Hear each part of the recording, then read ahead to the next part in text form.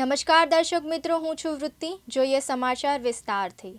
ભારતીય હવામાન વિભાગ એટલે કે IMDએ 6 સપ્ટેમ્બર 2025 માટે બહુવિધ જોખમી ચેતવણી જારી કરી છે, જેમાં રહેવાસીઓને અનેક પ્રદેશોમાં ભારે વરસાદ, વાવાઝોડા, વીજળી અને તીવ્ર સપાટી પવનોની ચેતવણી આપવામાં આવી છે. ભારતીય કોસ્ટ દ્વારા આ આગાહીના કેન્દ્રમાં દક્ષિણ રાજસ્થાનના મધ્ય ભાગો પર એક સ્પષ્ટ નીચા દબાણનો વિસ્તાર છે, જે 7 સપ્ટેમ્બરની સવાર સુધીમાં દક્ષિણ રાજસ્થાન અને નજીકના ઉત્તર ગુજરાત પર ડિપ્રેશનમાં કેન્દ્રિત થવાની સંભાવના છે, જેને લઈ ચેતવણી જાહેર કરવામાં આવી છે.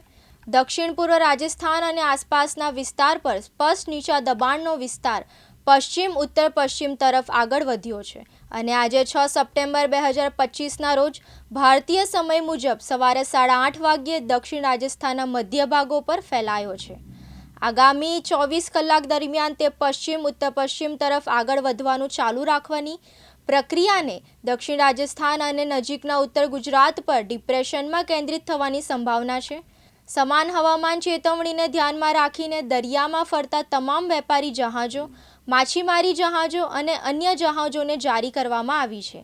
બધા વેપારી જહાજોને સાવચેતી રાખવા અને વિકસિત હવામાન પરિસ્થિતિઓ પર નજર રાખવાની સલાહ આપવામાં આવી છે. વધુમાં માછીમારોને નજીકના બંદર પર પાછા ફરવા માટે સતત હવામાન ચેતવણી જારી કરવામાં આવી રહી છે. દરિયાકાંઠાના રહેવાસીઓ અને માછીમાર સમુદાયોને સતર્ક રહેવા અને ભારતીય કોસ્ટગાર્ડ અને સ્થાનિક અધિકારીઓ દ્વારા જારી કરાયેલા સલાહનું પાલન કરવા વિનંતી કરી છે. ચિરાગ સોની, દિવ્યાંગ ન્યૂઝ, અમદાવાદ.